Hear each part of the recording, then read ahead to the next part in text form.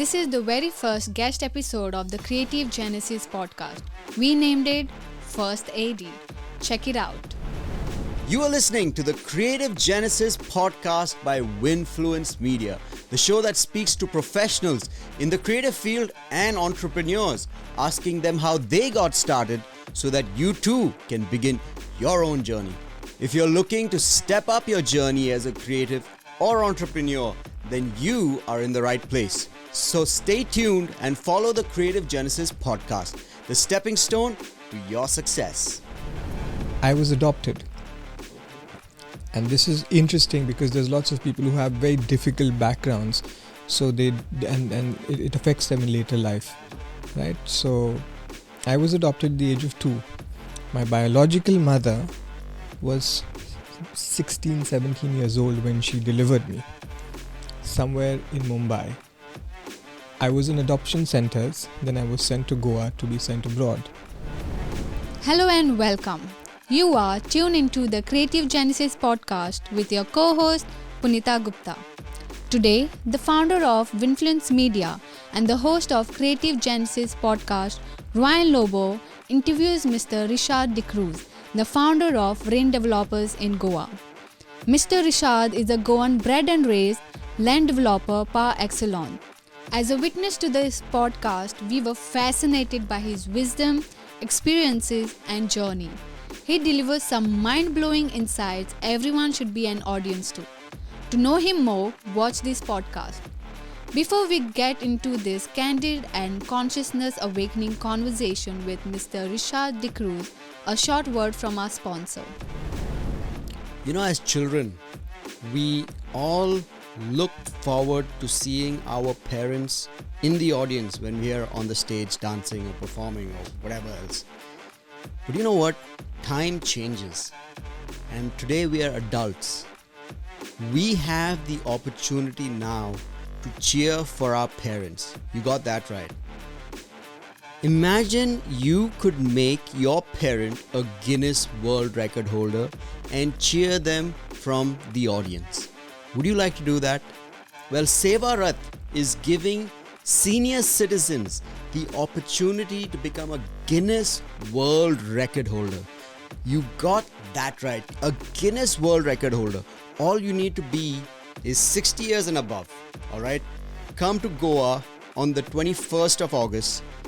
There's a dance that you need to perform with other senior citizens. We are trying to get 3,000 senior citizens involved, alright?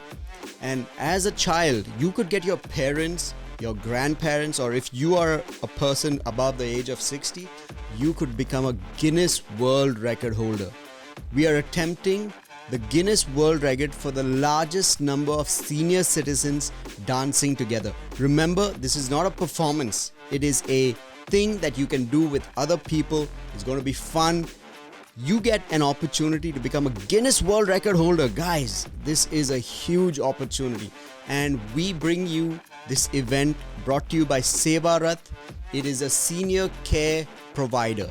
They provide caretakers and nurses for senior citizens. This event is happening in Goa. So even if you are not in Goa, we have a travel desk that you can contact from wherever in the country or the world you are in. All you need to do is provide proof of age and you can become a part of this event. What do you get as a Guinness World Record holder? Well, you get your name in the Guinness World Records. You get a medallion saying that you are a Guinness World Record holder. Imagine this now. You're a child of a senior parent and you are sitting in the audience, clapping for them, cheering them as they dance towards becoming a Guinness World Record holder. Dancing is great for their health, and come on, let's do this for our parents. Let's make our parents a Guinness World Record holder. This event is happening on the 21st of August 2022, and this message is sponsored by Winfluence Media. For more information, follow Sevarat on Instagram @Sevarat India. There is a registration page you need to fill there. Follow them there. Join the program simply by registering, and the team from Sevarat India will get in touch with you. Now, let's get back to the show. We have the founder of Rain Developers, Mr. Rishad Cruz, in conversation with Ryan Lobo. So let's dive into it. All right, we are here today with Rishad Cruz of Rain Developers. Rishad, thank you so much for coming. Thanks for having me. It's such a pleasure to have you here. Thanks, man. Thank you for having me. Now, let me tell you why I wanted to speak to you, okay? Okay. So, I follow various people on Instagram. Yeah. And since I'm into architectural photography, Yeah. I love interiors architecture. Yeah. So, I follow all the guys. Yeah. From Isprava to Vayanar to Ashray, all these guys. Yeah. You are the only guy, only, okay, believe me, no one else does it. Among them, you are the only guy who talks to your camera and talks to your audience. Yeah. Who talks to your phone Yeah. while you're driving and while you're moving and you're talking about this. And I said, man, I got to meet this guy Wow. because he's doing something that everyone should be doing. Because in the end, people want to know you. They want to know True. you as a person, your personality, the way you speak, your accent, the way you drive, everything. True. Then, the problem today is many people hide behind their brands, Yeah. behind their business logo or Yeah. whatever. Yeah. But in the end, people, as I said, do business with people, Yeah. Yeah. not businesses. Absolutely. So tell me, why do you talk to the camera? I don't know. I like my. I think I'm an egoist. I love the way I look. I don't know. I don't know. Well, you look good. Thank you. No, So I grew up alone. So I don't have brothers and sisters. And I found that the real people who affect and change your life are the people you never expected to, and they come randomly through life. And today, social media is the place. So something like how we connected, right? So all I had to do was whatever I say, I'm genuine. It may not be right, or Exactly. but I feel it at the time, and at the time I believe it's the right thing to say. Yep. And it resonates with someone who may not be in any way related to me, Mm-hmm. but he vibrationally matches what I say, and then or she, and then we connect, and then somehow our lives interact, and we change the course of history in a way. That's true. So even what we're doing today is going to probably, someone's going to listen and someone's going to say, hey, you know what, I like that idea, I'm going to do something. And then it's like the butterfly effect. Boom, boom, boom, boom, boom. Amazing things start happening. Very true. So I'm comfortable in front of the camera. That's Yeah. great. Yeah. That's amazing. Yeah. So I got to ask this question, and this is the first question I ask Yeah. all my guests, okay? Suppose I didn't know you, and I honestly Yeah. don't know you. We are meeting here for the first time. Yeah. And so, Rishad, Hmm. who are you? Oh, gosh. Very difficult question. Oh, to ask. yeah. Multi-dimensional. Very difficult question, actually. I haven't really... Oh, that's a beautiful peacock. Yeah, this place is One of amazing. the advantages of living In a quiet place, In a quiet yeah? place, yeah. And no traffic, no vehicles. True. Okay, place is perfect. Anyway, sorry. Go ahead. So, you have the classical definition, what my education is, what my background is, things like that. I have a very interesting background. So I'm not talking about education, that business, MBA, forget about all that. I was adopted. Okay. And this is interesting because there's lots of people who have very difficult backgrounds. So it affects them in later life, Uh-huh. right? So I was adopted at the age of 2. My biological mother was 16, 17 years old when she delivered me somewhere in Mumbai. I was in adoption centers, then I was sent to Goa to be sent abroad. Meanwhile, my mother, who was a pianist in Moira Wow. and the director of Western Classical Music in Kala Academy, was unmarried. Sorry, what's her name? Philomena de Cruz. I think my Very wife studied with her. Possibly. Wow, Yeah. amazing. Very famous pianist all over India. And she was one of those, the old Portuguese that they didn't want to get married, but she Really? she wanted to do something interesting with her life. Her friend said, listen, Philu, why don't you adopt a child? We have this child. Wait. I think my wife spoke about you. Really? Yeah, because she told me that her teacher never got married, but I believe she adopted someone. So Wow. Probably the guy.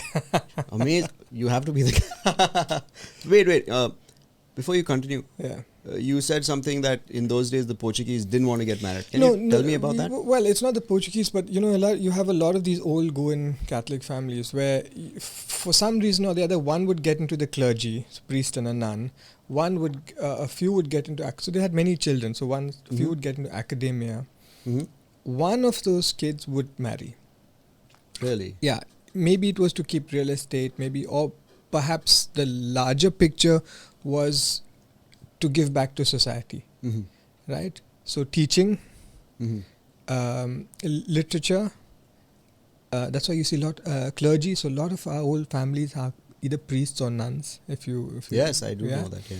And then one would get married and carry the lineage. So the marriage was actually That's quite a high risk strategy. That's a very high risk strategy. Yeah. Which is why a lot of old homes are empty, because many of them just didn't have children. They said, you know what, we are not going to get married.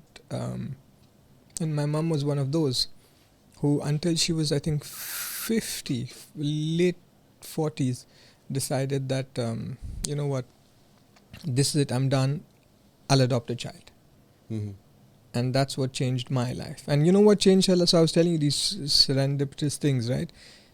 She met someone who became her friend, who said, you know, Philu, you're going through this she was going through her own trauma. Why don't you, there's one thing that can change your life. Instead of looking for love, start giving love. Mm. And how do you do that? Adopt a child. And that's how my life changed. Wow. So it's quite fascinating. Yeah. Who would ever expect that you are an adopted child? Yeah. Man, that's amazing. Yeah. So I'm quite close to El Shaddai Charitable Trust. Yeah. And a lot of them are adopted, orphans, come from poor backgrounds. Yeah. In fact, Abhishek comes from a, difficult background, and he was brought into El Shaddai. Yeah. His father was an alcoholic, and family was really struggling, right? And he's grown up in El Shaddai. Amazing, man. That's pretty cool. From what age? 5-6. From 5-6, huh? So he and his sister. Wow. So basically, they've been raised in El Shaddai. But what I love about El Shaddai is, it's not like a traditional orphanage. Yeah. It's full of love, fun. Yeah. I mean, these guys learn things that people who go to probably even Sharda Mandal don't get to learn. Yeah. You all learned. By the way, you'll won some national award for acting or something? Yeah, that was long way. Yeah, but whatever it is. Then you'll learn how to walk on stilts and those skills and all. what else? Cool. Football, maybe some air acrobatics. Air acrobatics. Wow. Can you believe that? Yeah. That's pretty cool. Which school gives you that? Yeah. So I studied at Sharda. So I'll tell you very interestingly, right? Till the age of 2, I keep saying this. Till the age of 2, my life was complete mayhem, right? 2.5. Because obviously moving from one place to another, you don't know. I don't have no recollection. But you probably don't As a remember. child, you don't know. Yep. But then it was great. It was smooth. But subsequently, and so coming back to, you asked me, who is Rishad? I don't think all these things define us. Yep. You go through different phases in your life. So at this point, you probably don't care. So Abhishek may think, but then it's deep down, right? Okay, we're back. We had a small glitch once again. This is Goa. The power went off and my inverter wasn't charged last night, because even last night it was a huge problem. Yeah, tell me about it, man. Don't even ask, man. In Goa, electricity is a problem. Yeah, true. It's not proper, it's not consistent. I think solar panel is the way to go. Yeah. But anyway, so Rishad, let's get back to you. We're gonna probably have to cut some part of the talk about hormones. Okay. But let's go on to the next topic. Yeah. How did your journey in this field of real estate development begin? I believe you went to study filmmaking. So I studied filmmaking. Then start from the beginning. Yeah. So I did I studied in Sharda Mandir. Okay. Right. From Sharda's, I went to Xavier's. Xavier's, I made a film. I told you, went to Cannes and won the IFFI. We won IFFI. You won IFFI? Special jury award for the film. It's called The Where Filmmaker. can we watch it? It's actually the rights are owned by a guy called Dave Benigal. Yeah, but can we watch it? No, it's owned by them, so one has to pay for it and log on to some of their particular website. Really? Yeah, but you should be able to Oh, that's Google a it and pity. find it. What's it called? How do you It's spell called it? The Filmmaker. The Filmmaker. Yeah, it's about a filmmaker who is trying to make a film for IFFI. All right. Yeah, and dies while making the film. Yeah, and Wow. what's left is just the outtakes of the film that's stitched together by the editing team. Nice. And we try to pull it off like the Blair Witch Project. Oh, that it okay, actually like really happened. Yeah. shaky and like bad footage and stuff. More of this actually happened, and we actually spread the word that this filmmaker has passed away. But this is while making this competition, so it was pretty funky like that. Wow. Yeah. So wait, it's called The Filmmaker, Yeah. and the by whom? I mean, by I don't Rishad think it'll be Yeah. by You just- Rishad Cruz. yeah. Amazing. Yeah, that's why I Sweet. directed it. And then I went to study film school in London, and Wait, another question. Yeah. Sorry. yeah, Why is it owned by this person? because they produced it. Okay, Hmm. they paid for it Yeah, they paid for it. while you were studying in Xavier's. No, this was post Xavier's. Oh, This was this is the post IFFI. You Xavier's. know the IFFI Right, yeah. international. So they have a competition Yeah. for young filmmakers.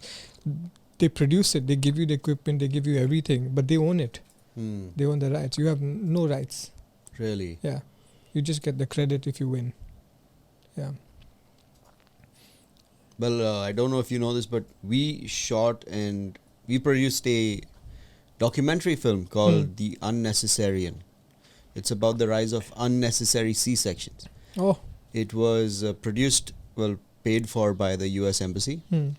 And do you know Video Volunteers? No. So they're this amazing NGO based in Anjuna. And they basically enable villagers to create video content about the local issues. Oh wow. So they're really amazing. Really amazing. Stalin and Jessica are the founders. Stalin. Yes, I know. Quite a hardcore Like name. Joseph Stalin. Yeah, he hates his name. But he loves it now because he's Yeah. like, hey, Yeah. it happened, you Yeah. know. So his parents were from Kerala. And yeah, communist. But Wow, why not? he's Yeah. not a communist. Yeah. He's a really cool, really brilliant guy. Okay. So they were the organizers, or Hmm. I don't know what is the technical word for what they were doing. They were the people that conducted the entire interview. Okay. Sorry, the workshop. It was Okay. three. It was one whole year: Okay. pre-production, production, and post-production. Okay. And we had this amazing filmmaker from the US called Mark Ostrich, Okay. who was like mentoring us Yeah. and stuff. Amazing. So, it got released and it's available on YouTube. Oh wow. I'll check that out. Man. Yeah. Unnecessarian. The Unnecessarian. If you go to Video Volunteers Yeah. page, it's available. Oh, there. man. So it's nice that these films are available, you know. Like, True. it's quite a pity that your film True. is not available. True. Yeah. Yeah. I'm sure it is if you pay for it on some site. Okay. Some of their Okay. yeah Yeah, that's fine. Benegal sites. That's fine. All right. So you won an award. Yeah, Right, I won the and then? award. Then I went to study filmmaking in London. And then Why filmmaking? I want to be a filmmaker. You Oh, know, yeah? I thought, listen, this is it. I know exactly what I want in life. That make movies, right? But as when you're young, you think anything is possible. Went there and I realized it wasn't easy. Oh yeah. Yeah, it's difficult. So I started doing like production gigs. Like Was it expensive? It's 6 lakhs a year, Okay. and then another 6 lakhs for your accommodation. Back then, 2005. So I started doing production gigs, like doing concerts, events, Mhm. parties, things Yeah. like that. I said, this is damn boring. You know, very little creativity in these kind of Yeah. events, right? So many cameras, and that time we used to use Panasonic. Which ones? Actually, Is definitely the not a DVX 4K. 200? No, that was a PD 150 or Man, something. Panasonic. We love Yeah. Panasonic. Yeah. Like I love the GH5. Yeah. It's so good. Okay. So you and did production too. So I did production, yeah, and then so in film school you'll have cinematography as well, Yes. Storyboarding and things like that. Mm-hmm. But I was not getting to use the creativity in the stuff that I was doing because it was very repetitive, right? But that's where the money was. It was very repetitive, which is wedding videos, things like that. Oh really? So you Yeah. did wedding films? Oh yeah, I did a lot of wedding films. Yeah. I Yeah. told you, like, weddings are Yeah. boring. They're the most boring because you have people want their whole footage. I don't understand why. And if you have 4 cameras, you're going through footage rushes of 4 cameras. Why? And then you're left with like almost 18-20 hours of rushes, which Yeah. you have to go through and edit and, different angles. And it just doesn't make sense. Yep. So And those days, was it all analog? digital, no, we It used to was import it digital. into Final Cut Pro. Oh, okay. And then chop it up. But I don't know, importing today is much easier. That time, if it was 4 hours, it was 4 hours to import. Oh, really? Yeah. And rendering also on FCP7 it just takes forever. You put one filter and then it will render at like 1%, 2%, Yeah. 3%, like that. Anyway. Wow, it's so nice to know that he was a filmmaker. So Or maybe still is, I don't know. Let's see. know. So then, so I started doing videos for the college that I was working in. Yeah. And then the director said, hold on, you could be marketing, that's maybe Okay. that's where you're good at. Simultaneously, I needed a place to stay. My landlady was Gujarati. She said, listen, you market our villa apartments, rooms Uh-huh. for us. You work for us Mhm. in managing the real estate. So you come to London, you're a student, I'll charge you £100 a week. You come, I'll charge you. So you would rent nightly basis rooms. Okay. Like an Airbnb kind of. Like an Airbnb. That became very lucrative. Oh, really? So I took her. She had just one house. In 2 years, we had 23 apartments in central London, which is huge. Wow. That's King's Cross massive. Central. It's like Manhattan, New York is similar. London, bang in the heart. So I used to sit at King's Cross, and I only know King's Cross for Monopoly. Yeah, King's Cross is basically where the terrorists attacked. Okay. Yeah, and I used to live at Woburn Square where the bus blew up, where the terrorists blew up Uh-huh. the bus. So I was living like seconds from there. And I'd go with flyers because people would come in from Paris straight to London, Mhm. and they had no place to stay. These were all, blue collar job Mhm. workers. They wanted waiters, etc. So 3 nights, where do they stay? Hotels expensive. So we had 1 or 2 rooms with 2 or 3 beds. We'd put bunk beds, say 4 people, Mhm. and I'd give them the flyers there. And then we'd make money off that. Mhm. Hard work, but they started doing really, really well. And I got into the real estate. And the landlord said, hey, listen, Who started doing well? my landlord. Okay. Landlady. Yeah, Yeah. landlady. And then the people who we'd rent the flats from, Yes. they needed painting, they needed floorboarding, they needed plumbing, Mhm. they needed electrical work. And they didn't want to pay the British because the British are very expensive. Okay. So what would cost them 50,000 rupees, I charge them 5,000. So I do Whoa, the painting. Such a Yeah. big difference. Yeah. So it was something as simple as fixing a tap. So I just check YouTube how to fix a tap, and I go and put a washer and fix it. Simple. Painting, like painting this room would probably an English guy would say a lakh. I'd say 10,000 rupees. You give me the paint, and I'd do it. So that's how I got into real estate there, Mhm. and I found they were making a ton of money. I was not making a penny. Really? What do you mean? They just didn't want to pay me. Good Right? juice. They just didn't want to pay me. And they Okay. said, listen, no, tomorrow, day after tomorrow. Wait. So, like, then why were you working for them if you're not? They were giving me a place to stay. And I was Okay. staying in an attic. Oh, wow. I couldn't even stand. So I had to climb a ladder, push the hatch open, and I'd go in and I'd sleep over there for 2 years. And they were making hundreds of thousands. Eventually, I made a deal with the Nigerian High Commission. This is like a long story, but Okay, cut it short. yeah.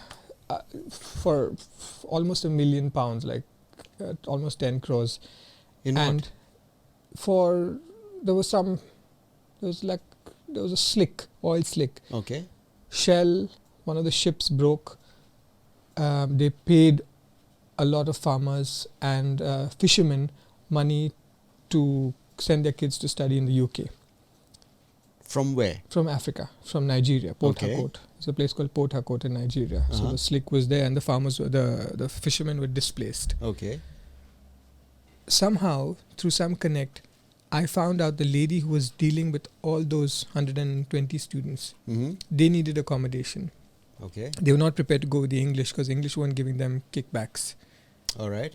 But I said, I'll give you A kickback. a kickback. Yeah. So you give me for every 10 lakhs you give me, I'll give you 1 lakh back in cash. Mhm. And they said, okay, listen, we'll give you the business, we'll transfer you, start with 2 crores. And then they started doing that. And then my landlady got very rich. Okay. And I honored my word. I'd give the kickbacks to the person in the high commission, the contact of the person. But then she said, no, I'm not giving them any more. And I looked like the bad guy. Oh, so she wasn't willing to honor that 10%. Yeah. She wasn't willing to honor What the 10%. was she willing to do? She just said no more. You know, when you get a lot of money, I think a lot of people, they get extremely greedy. Mhm. And then she didn't want to pay me. She didn't want to pay anybody. I can't believe you were working like literally for staying at a loft. I find that hard to believe. Yeah, I was. But it was a beautiful loft. It was, I could see the sky. It was triangular, like the top Yeah. part of the pyramid. Anyway, so then I came back on holiday and I was quite fried with this lady. And I met the director of Akron, and he said, listen, why don't you work with Akron? Mm-hmm. Do something fun. And I liked Akron's work. And my mom used to teach his daughter. Okay. So I went for the interview on one holiday, and it was crazy. I went partying the previous night, got trashed, really drunk. I got in late for the interview. Uh-huh. I didn't even have a suit. And they started asking, like marketing, I can pretty much, talk very clearly, but they started asking me numbers. Real estate is all about numbers. Yep. And they said, so, if you're selling a 32,000 square foot home at 3,200 square meter home at 40,000 a square meter, what do you think will be the stamp duty and the registration? And I'm like, I'm struggling. I'm like, and then he's like, here's a calculator. Uh-huh. And these guys are very sharp. Amar is a lovely guy, but he's clear numbers guy. And I said, I'm sorry, I don't know. I'm very bad at math, but you're hiring me for a marketing job, so I'm very good at marketing. So he said, okay, fine, that's okay. Got the job, and I think they were very happy with me. Wait, so had you completed filmmaking by then? I completed filmmaking. I completed an MBA. I forgot to tell you. Whoa. Yeah, Okay. the MBA was offered to me for free because the director of my college saw me renting rooms to the students in the college, and he said, he was an Irani guy. He said, Mr. Rishad, his name was Mohammed Sadegian. He said, you should do an MBA. I said, Mr. Mo, I can't afford it. An MBA is like 9 lakhs a year. It's 2 years. It's 18 lakhs plus another 18 lakhs fees. So like 30, 40 lakhs. I said, I don't have the money for that. Right. He says, don't worry. It's on me. Wow. Yeah. Okay. And he paid for my full MBA. What And about your living expenses? Living expenses were, I was making money off rentals.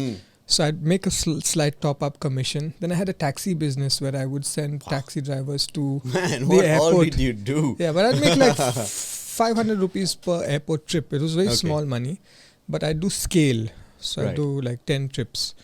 So like that, I'd start make money from multiple sources. And I paid through my education. My lifestyle was good. I was a baller. Oh, yeah? By the end, I was making a ton of money there, like for a student. Yeah. So I had a great life. Like I'd wear Armani suits and things like that. Then, from someone who'd buy at the charity shop. So it was when I first went, I'd buy clothes from a charity shop, which is old clothes. Yep. But then I came back and I started working with Akron. Wait, so you basically came back to Goa because you were fried with this lady? I came back on a holiday. I got headhunted immediately by my college only. They said, you finished the MBA, you're going to work with us as the marketing manager. And I said, okay. And by the way, I came first in the whole of the UK, 4,300 students, 4,300 students. And I was first. And you stood first in your MBA? Yeah, in that year. But then when I came back, Amar offered me the job. All right. And I said, I already have a job there. Yeah. He said, your mom is here. She's alone. Think about it. We're not forcing you. Choose. Right. And then I wanted to be with mom. Yeah. My mom was amazing. Your wife told you. So I said, listen, there's no way I'm going to let my mom pass away without enjoying the last few years with her. Right. So I came back and I left the job. I think your mom was quite old when she was got old, you. yeah. She died at 82. Mm. When she got me, she must have been almost 50. Right. You know. So so I thought let's just enjoy the last few years with her. And So I at what age did you take up this job with Akron? 2010. Okay. So that's 12 years ago. Okay. So that's So about 28. yeah. Okay. Yeah. Hmm. 2010. That's right. No. Sorry. Yeah, 2010. 10 to 12. Yeah. Mm-hmm. So that's then I started Akron. Then after Akron, I sold some real estate of ours in Moira. It was our only ancestral house, Mm-hmm. my mom's house. I sold it. We didn't You have. sold your house? Mm, Okay, the house where Eustacia used to come as a student? yeah. That's sold. That's sold. Okay. Otherwise, there's no way I could have raised that capital. You need money to get into real estate. Oh, you do? That's what I was Yeah. going to ask you. Okay. But I sold it in such an. I was very lucky, you know. Mm-hmm. The way someone came, he offered me a certain amount. I asked for a lot. All right. I started at 10 crores. The house wasn't worth 10 crores. The house Okay. wasn't worth 5 crores. The house was probably worth a crore and a half. And this was Old which grown year? house. 2012, Okay. right? I put it in my head that this house is magnificent, Yeah. right? And I said, I have to believe it, that it's a 10 crore house. Yep. So I went to someone, he said, 10 crores is a lot. Okay. Then I met a broker and I said, okay, I want 5 crores for it. Yeah. And he said, listen, it's not a 5 crore house, but if you give me 4%, I will convince my buyer that it is a 5 crore house and you have to give that spiel. So when the guy came, the guy had sold his company for 900 million euros. Very rich Whoa. Gujarati guy Okay. from Tanzania living in Dubai. He said he was wearing a Rishad mill watch and everything. So he came, he saw it. I briefed him. I told 2 wells. I said each well will cost you 50 lakhs to build. Okay. Yeah, I gave him that spiel, and he said, I said I want 4 crores for it. He said, okay. Okay. I said, what? Okay. And then a little bit it was difficult getting the money out of him, but I got it. Wendell Rodriguez was also interested in buying the house, was a great friend of mine. Wendell offered me 2 crores. Okay. I said, Wendell, look, this guy's offered me 4. Yep. Wendell said, yeah, but I'm going. I said, listen, I need the money. You know, friends aside, I need the money. I want to start something interesting. He said, listen, you buy the house, you sell me the house. When I pass, me and Jerome pass, it'll go back to you. And I said, I need the money now. And in hindsight, I think I did the right thing Mm-hmm. because I sold that. Then I bought another house, restored that. I lived in it. Was supposed to sell it to this politician, Priya Dutt. I don't know if you know Sanjay's sister. Sanjay Dutt's No. sister. Sanjay Dutt is an actor. Yeah. Yeah, that we know, but like, I didn't know his sister was like a Yeah, she's a politician. Yeah, Bandra. Somebody came on holiday to India. He outbid her, so I sold it to him. Oh, wow. Yeah, Okay. beautiful house in Moira. Then I bought land in Aldona. Uh-huh. Then I had little seed capital. So then I built up this house for which I was selling to different people. But then Ajay Jadeja bought it. Okay. Now I'm gone into. I don't think I'm going to buy and build anymore. Hmm? I'm just going to contract and project manage. And right now I have a good network in Hyderabad, Okay. where the money is. Like I'm like Really? serious The money money, is like in tons Hyderabad. of money. These guys are like their budgets start at about 6 crores, go up to about 50 crores. Why is that? Why do you think there's money in Hyderabad? Because it's a tech city, All right. right? Big pharma Uh-huh. and big tech. These 2 things. So basically that's what it is. Wow. So they're looking at Need 1,000 to have plus some Hyderabadi employees. biryani. And so what they come to me is they say, listen, we like Isprava, we like VNR, but we want something unique. We want to create something iconic, modern. So find us the land, build it up. Here's your fee for executing this process. So is it like a 20% thing? Like you were talking? Yeah. So that's what I do, and I do it damn well. There's nobody in Goa who does better due diligence than me. So I'll help them. I saw that on your Instagram Yeah. status. Yeah, like that's my forte. I'm phenomenal at that. Like you can show me a plot of land and I will dissect it. And I'll tell them, like, these are the challenges that you'll face. Should we go ahead or not? It's like, you see like a doctor. I'll Yep. look at it really very medically, clinically.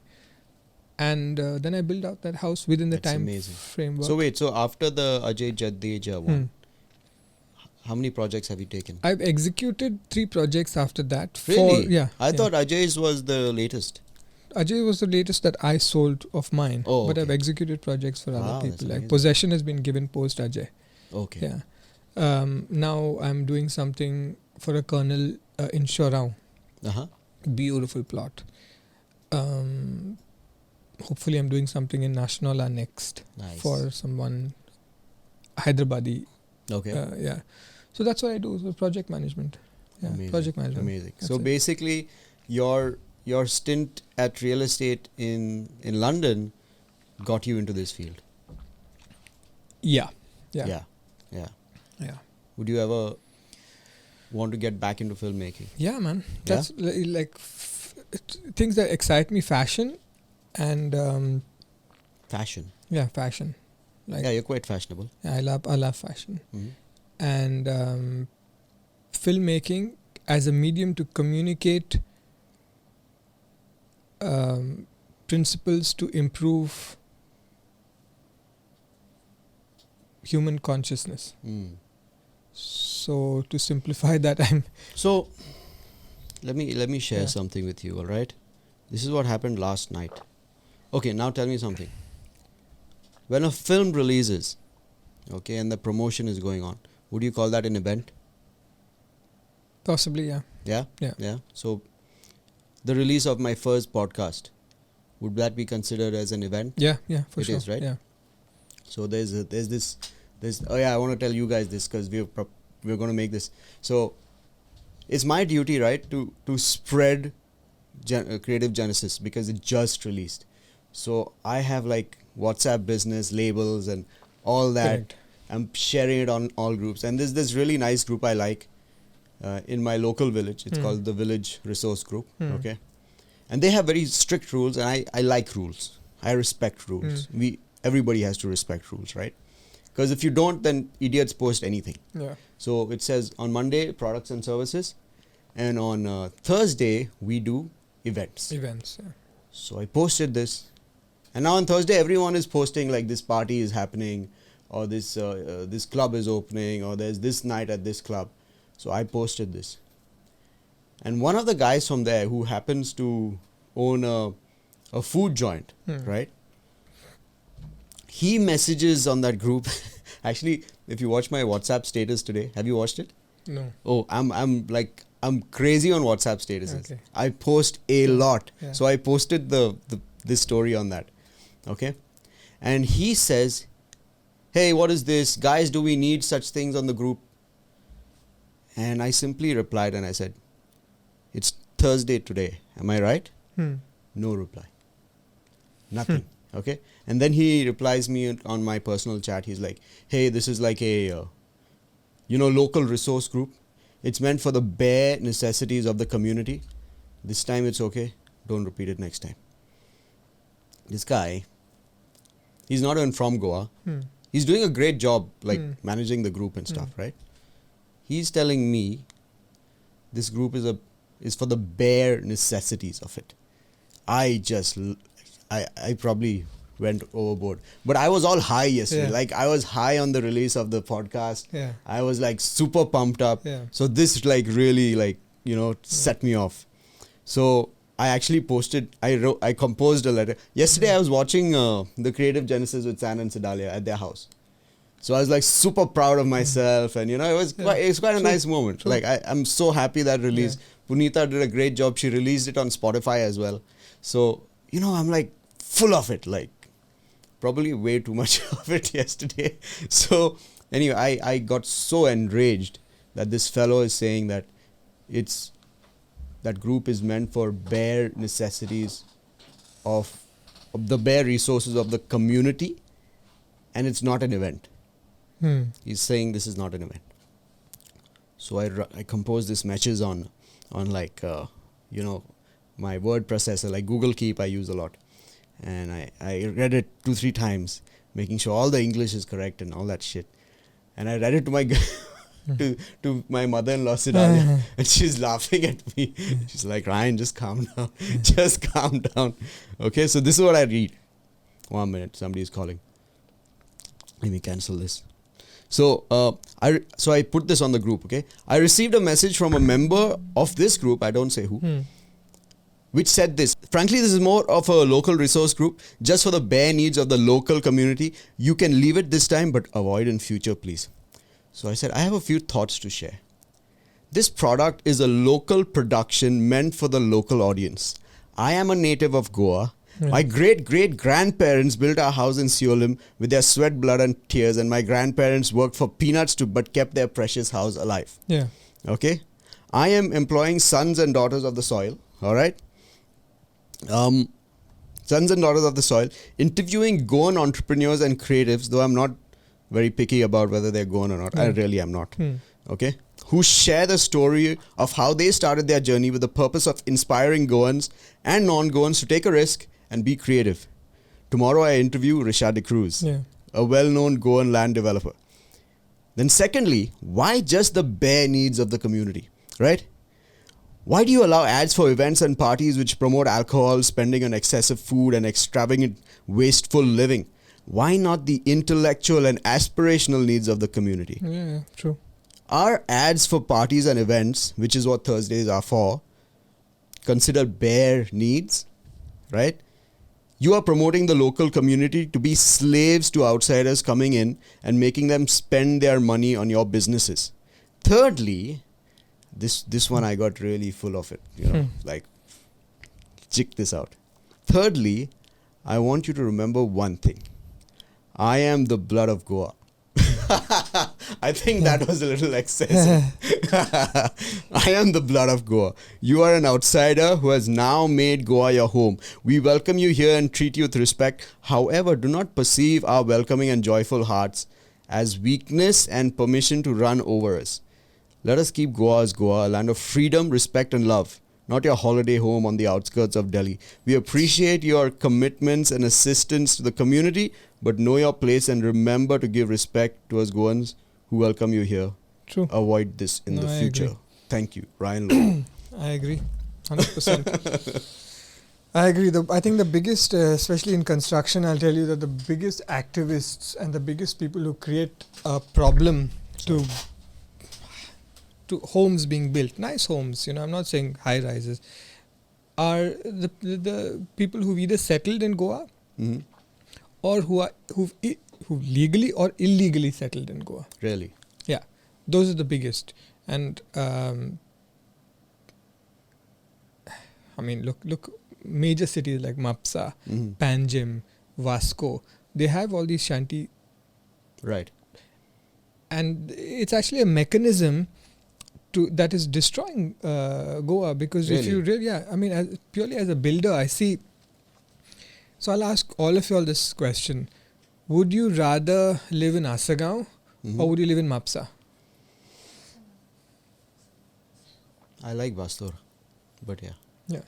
So away from the city, right? Yeah, so there's a reason for that. First of all, Asagaon is bought over by the wealthy Delhiite or the Hyderabadi or whatever, but they maintain their homes to a certain level specification. That is like before, like when the Portuguese. They maintain this look of Goa. Yeah, they have the wherewithal. But if you see what's happening around Mapsa, it's a disaster. Oh yeah, it is. Right? It is.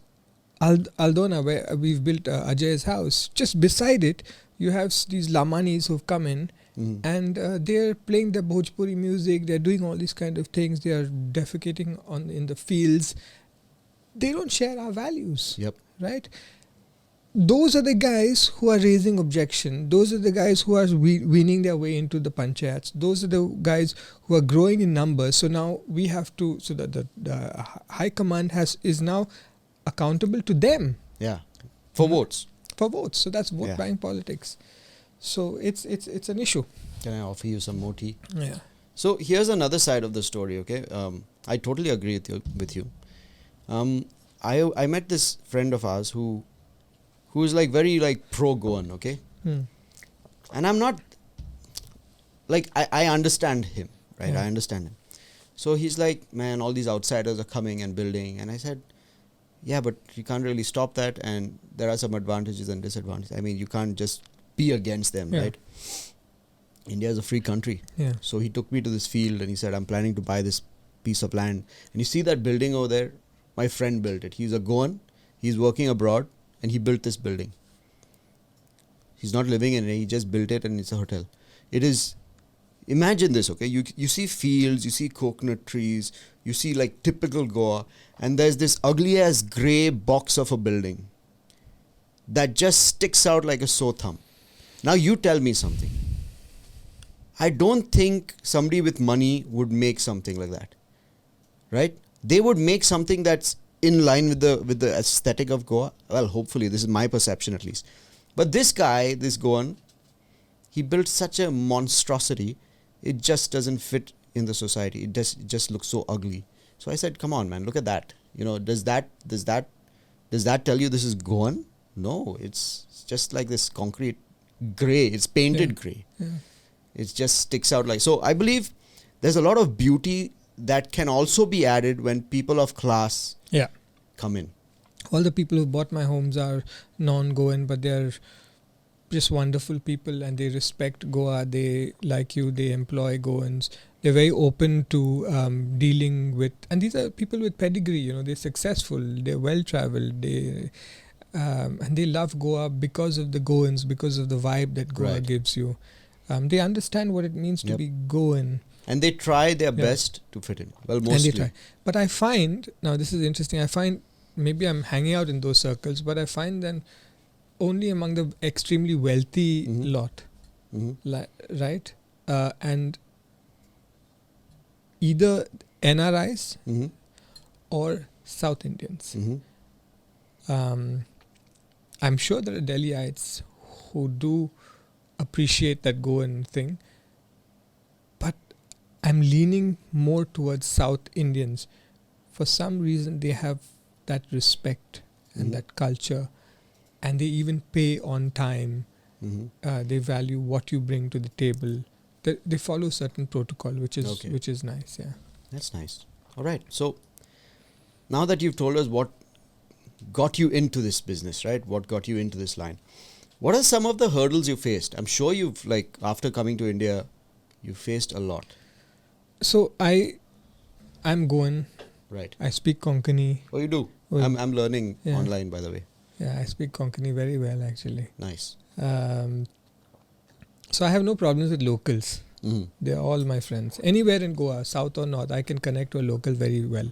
Yeah. Doesn't matter And what. you have a bit background. of that English accent, so they'll like you even more. Yeah, no. When I'm talking to them, I have to tone it down. I have to make it very good. Na re baba, kite re. All that stuff I got to say. So, amka going kana discount na.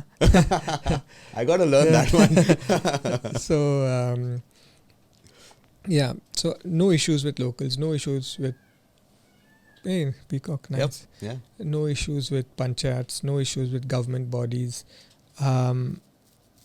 Issues with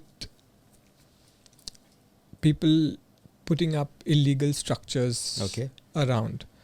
That's a problem. You can't control. So if you do something creative, like I put a lot of effort into what I do, so I built a beautiful house there and I put my love, sweat, everything in that house. Somebody will come and put 40 huts over there. The value of What? my In your property. no, on the side, right? So My this, gosh. and I'm like, Is this done by like local mafia or like no, it's with not the a- intention of devaluing you? No, it's No. just like it's these people, they put one house, then they'll put 5 people in that house, right? The Lamanis. Yeah. Then the panchayat will give them permission to put another room, then they'll put 4 people in that room. Then they'll build one hole in the ground as a toilet. Then they'll add extension. Then they'll put another roof on top, even though it's not load bearing the structure. So then you're sharing your wall. You got roughly a 10 crore house, and on the other side you've got people who will scream and shout and get into fights, and that's for me, that's a challenge. Mm. It's unfair to an artist, like you produce something like this beautiful, Yeah. and someone will just go and put, say for example, you put a lovely frame, but Right. someone will just put some sellotape, and so you can't do that in real estate. Yep. The government doesn't work with us Oh, they builders. No. That's why you see the infrastructure, right? See the roads. You have 50, 100 crore houses today in Goa. Average Sprava house will be 6 to 8 crores, don't. right? That's almost $1 million. Right.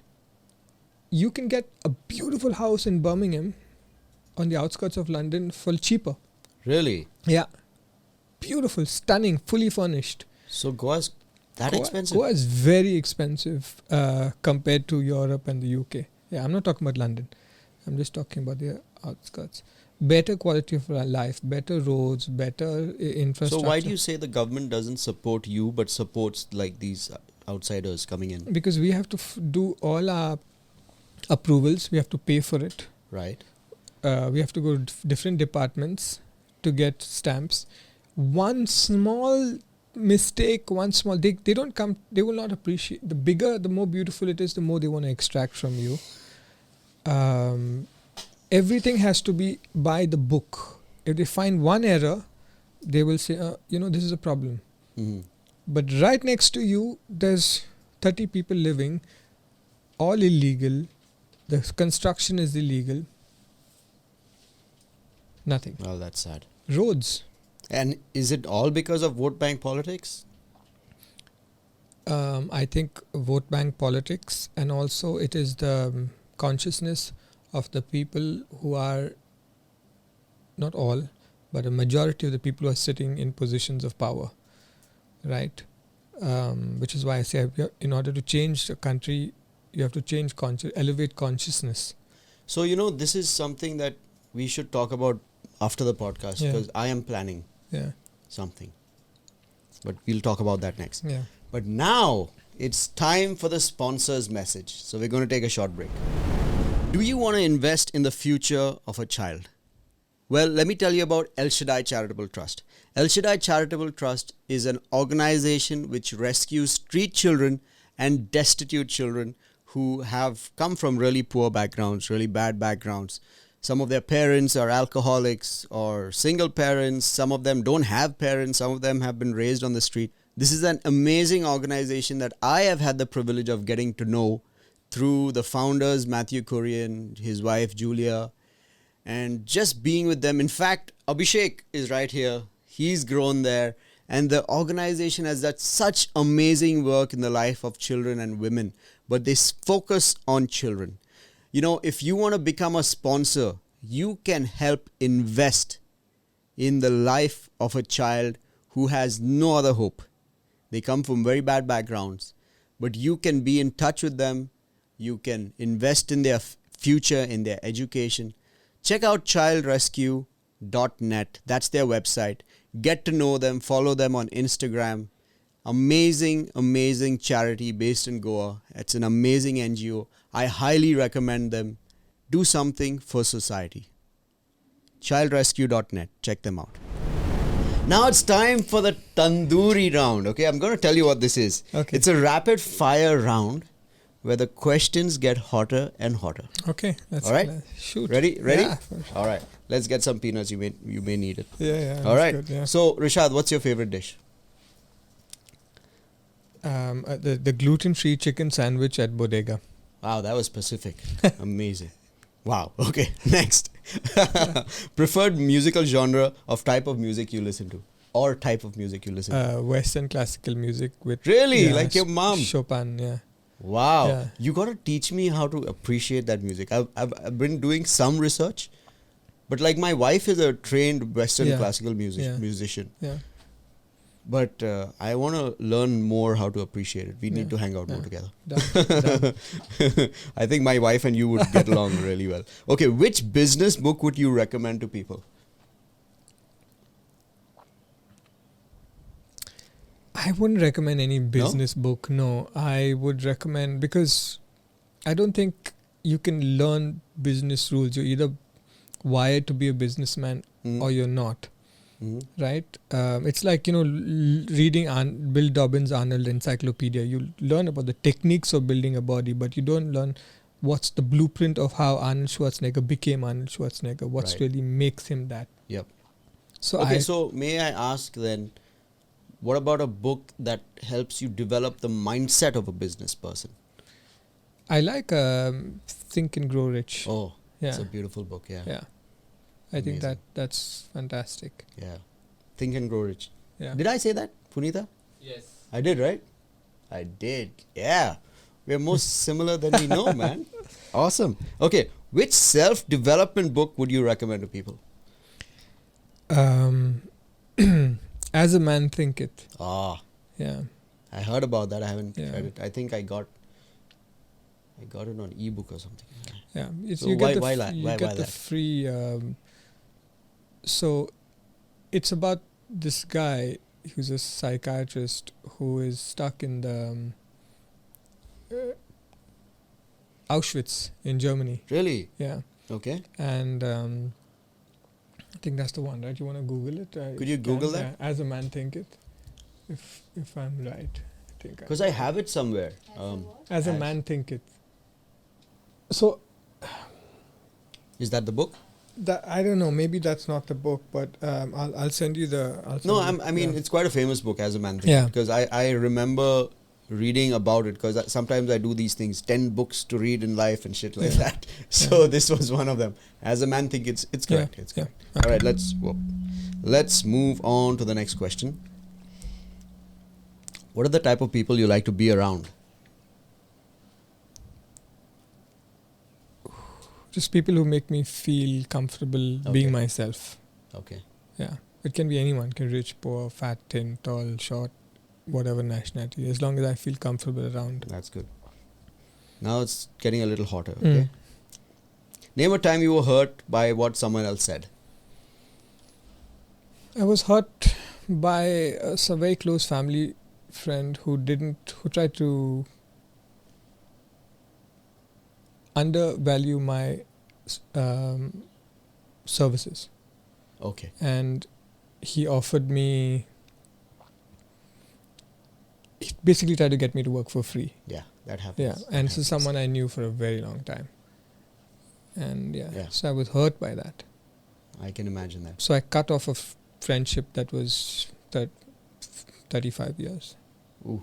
Yeah, just ended it. Do you think that was the right move? I didn't have the strength because I was so hurt, and I'm still hurt. Every time I see him, I remember, and I say, like, how could you? Like, if I ask you, can you shoot a film for me? And you say, okay, my fees are 1 lakh. And I say, oh, why 1 lakh? Do it. It's good for your PR. Right. Yeah.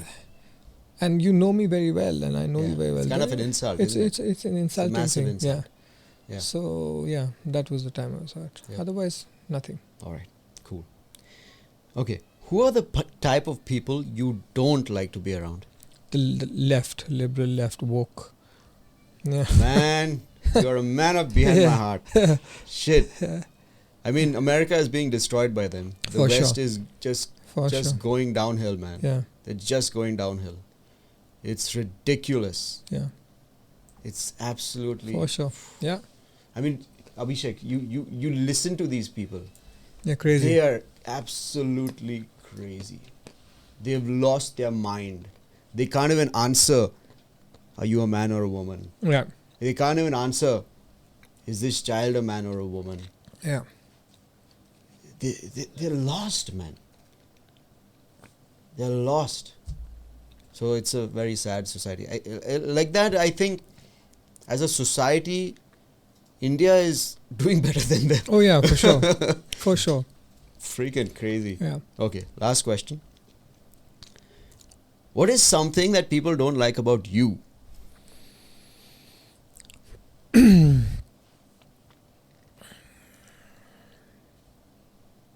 Yeah, this needs some time to think. Yeah, I think they consider me egoistic. Okay. He thinks he's too smart. He thinks he's too great. But I actually don't think I'm too smart and too great. The more I know, the more I realize that I don't know. Yep. And I'm constantly trying to be better. Mm-hmm. So it's a misconception. Right. But I don't have the ability to package my disagreement very well. Mm. So if someone says something that I disagree with, like if someone says Trump is an asshole, Mm-hmm. I'd say that's crap. You Yeah. know, what makes you say that? Yeah. The right thing to do would be like what Obama does, which is very good, which he says, I'm sure you have a good reason for saying that. Can you educate me and tell me what research you've done? So you immediately side with them. Right. If it was, someone with Trump's attitude, he'd say you're talking crap. Yeah. You don't know. You don't know. He doesn't know what he's talking about. I love the way Yeah. Trump talks, Yeah. man. He just makes simple statements, simple Yeah. down-to-earth statements. It's going to be tremendous. Yeah. Man, that guy is a legend. He Yeah. is, man. He is. Cool. Yeah. Cool. I have a question. Do you think that people who are destined for greatness, or to make something out of their lives, do you believe that they have to have a certain level of overconfidence? Yeah. Yeah. I do Because, think as yeah. well. Yeah. I know a lot of people who were completely overconfident about themselves, and they made it. Yep. Their product is really very substandard. Really. Okay. But it's their confidence. They're confident. They trick people into believe, and I would see them like saying that, oh, you know what, I've made this tea and it's 10,000 rupees a glass, and I know that it's like not, but someone would buy it. Right. That's an art, Yeah. That's an art. So I don't know whether they believe it or whether it's just bullshitting. I don't know. Some people are they're so good at elevating any object, right? Like, for example, I'm not going to name this person, but he said, one day I'm going to own a helicopter.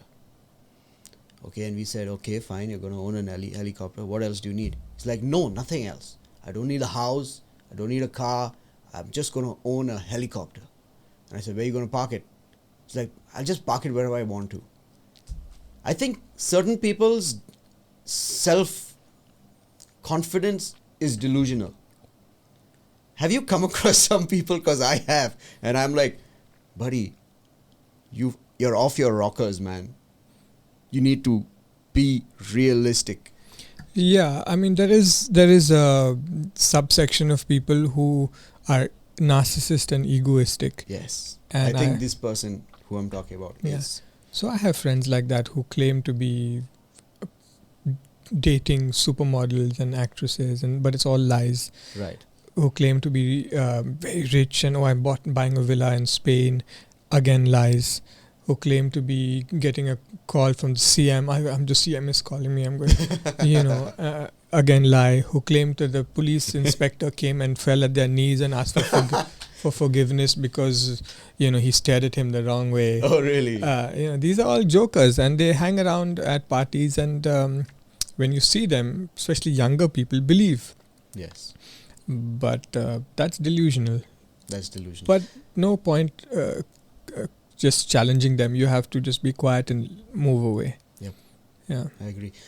You said something really amazing when I went out to Abhishek, right? You said something about how alcohol and drugs is an absolute partying also. What can you tell me that? Because I missed that conversation. I know I will see it in the edit, but I'd love to know what is your opinion on that.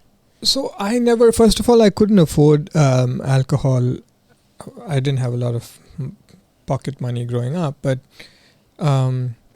alcohol is destructive, right? It destroys your system, creates autoimmune conditions and things like this, destroys your gut. Your gut inflames your body. You put on weight, you develop all these conditions.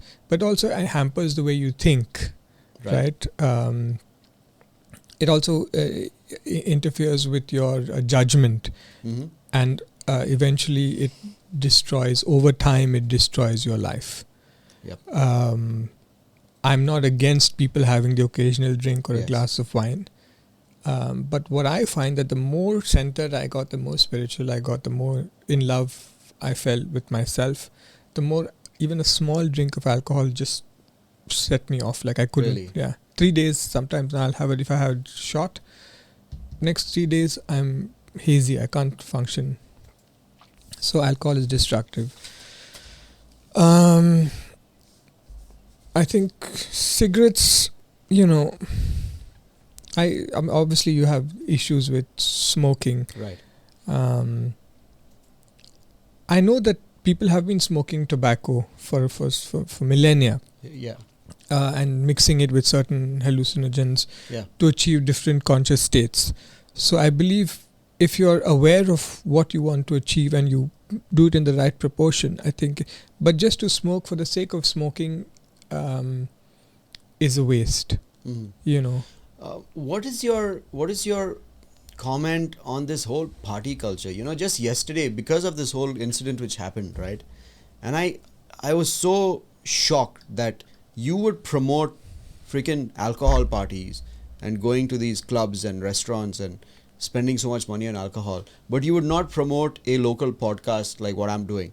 I was so enraged. In fact, that rage made me poetic. I actually, in my anger, I even composed a poem to my wife. And she was like, that was nice, but just shut up and go to sleep.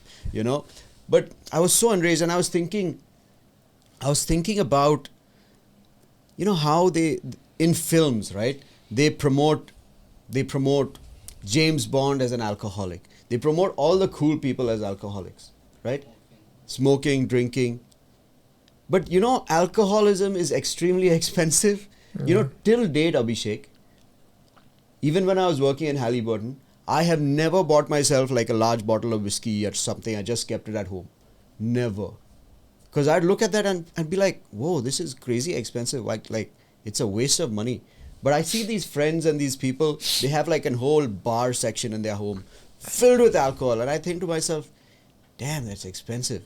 And people who cannot afford to even eat properly, they spend tons of money on alcohol, and it's so pathetic. It's such a waste. So the French and the Germans and even the Brits, like in certain countries, what happens is, and you have to have the enzymes that digest alcohol quickly. That's very like important. Russia. Yeah, like Russians, Yeah. right? I think you're not abusing it as long as you don't abuse it. Like if it's really cold, like minus, like I was in Siberia, minus 30 degrees. Oh, yeah. That's bloody cold. So you need a nice shot to warm you up, right?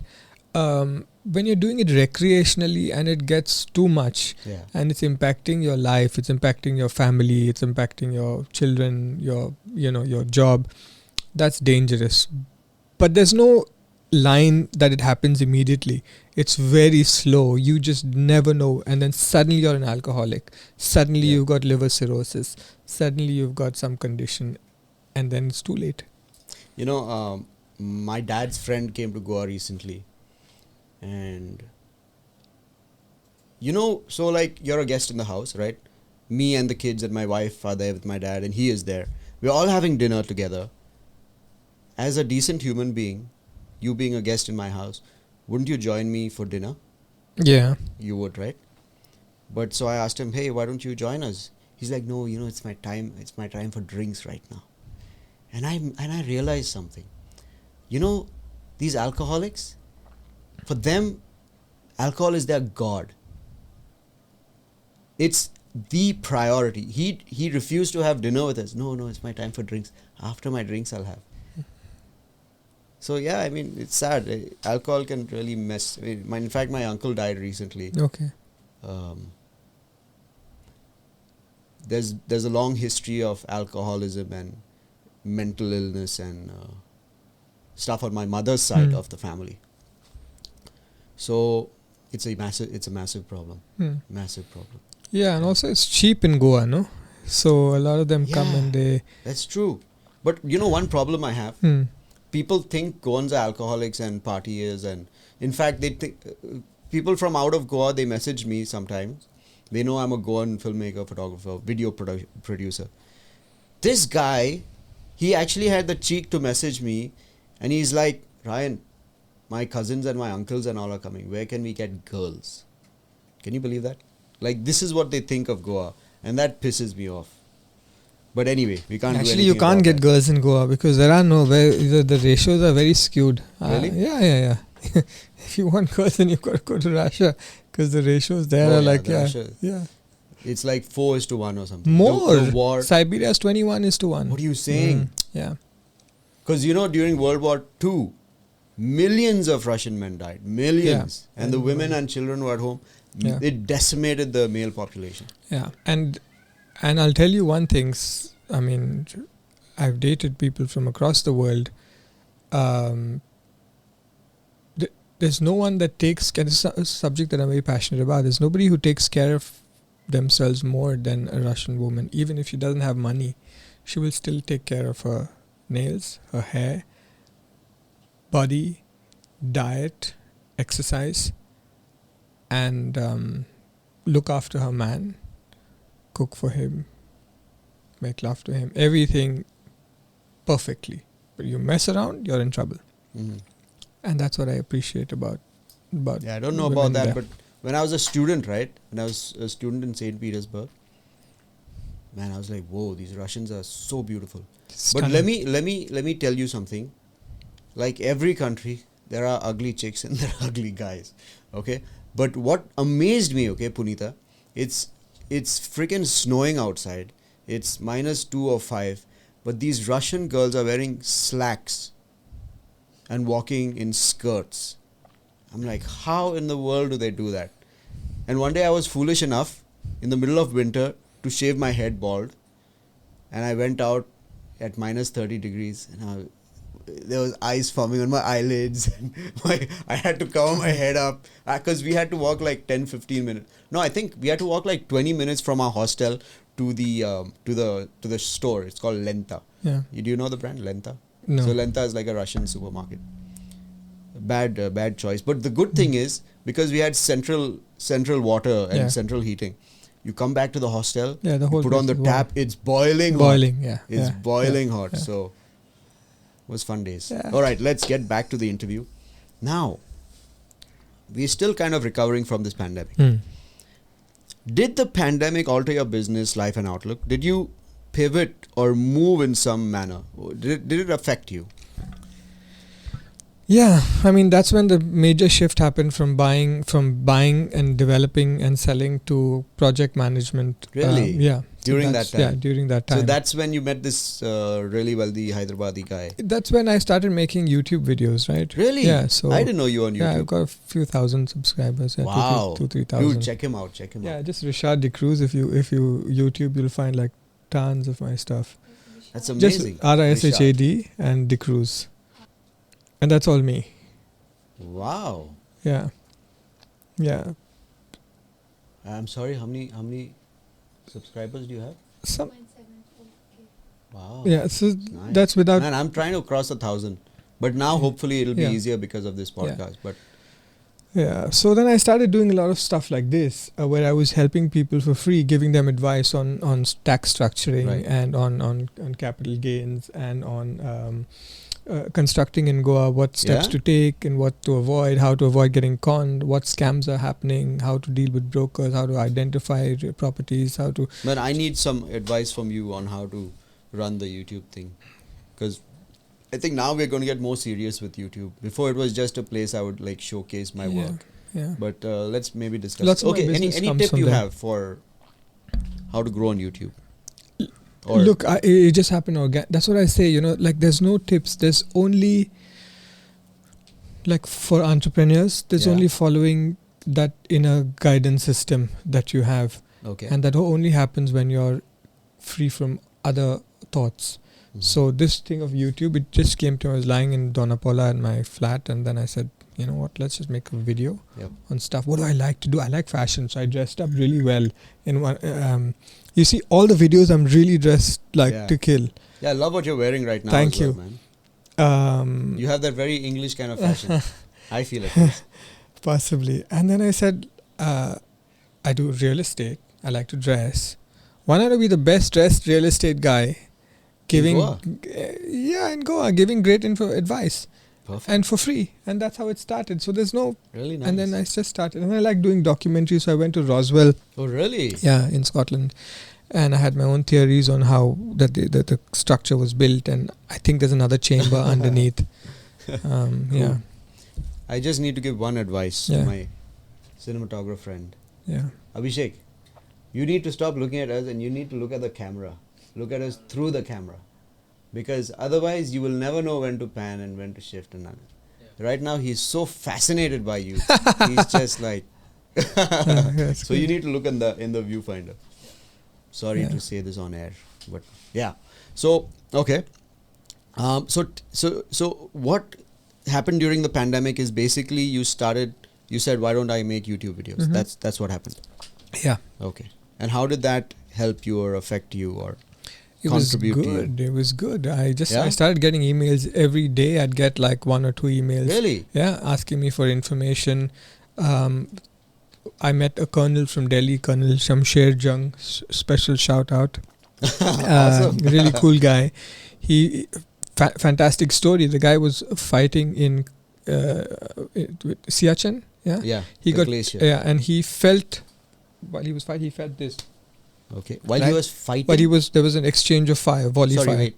He was fighting He was in the yeah, Siachen yeah, glacier. he was shooting Okay. against the Chinese, and he felt someone tap him Yeah. and down, and then he looked, and then he went again to raise his rifle because it's a volley, right? You shoot, they shoot, Yeah. you shoot, they shoot, and you don't shoot, you just shoot randomly. Hmm. He says, and then he couldn't move his hand, and he said, "What the hell? Something stuck," and he saw like just blood Hmm. on his hand, Right. and he says, "Damn, I've been shot in my arm," because he can't lift his machine gun. Mhm. So he tells the guy who spots him that, "Look, I've been shot in my arm, just take off my jacket." So the guy takes off his jacket, and obviously there's blood. He says, "Now lift up my shirt," and he lifts up his shirt, and he sees like a white liquid oozing. So he says, "Damn, it's gone through my lungs." Okay. So and then that guy, and like a small piece of black stuff falls out, and he says, "Oh, that's my liver." Whoa. Yeah. So he takes he takes his piece of his liver, puts it in his pocket. He ties himself up, and he walks 45 kilometers to the extraction point. 45 kilometers. Kilometers, Not yeah. even like 45 Yeah. minutes. Like 45 kilometers. He flies back, and 9 months later, he's back fighting. Oh my god. And I met him on YouTube. He just said, "I'm Shamsher Singh Jung, Colonel, Indian Army. I want to buy a property in Goa." Yeah, that's how they speak, Yeah, right? and I said, and he was telling me about the liberation and how his grandfather supported the liberation. Yeah. And me, I'm like pro-Portuguese, Uh-huh. I'm say it loud. So I was like a wrong person, but I said, let's give him a chance. And he came down. He was such a lovely guy. He came with his dog. I showed him a property. He says, no, something happened. 1 year later, he bought a property from me, and I'm building his house. Wow. Yeah.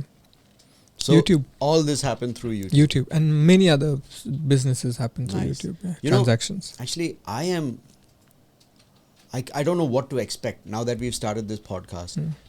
I don't know what to expect, but I expect some amazing stuff to happen. Yeah. Yeah. Yeah. My only advice is to just be passionate and go.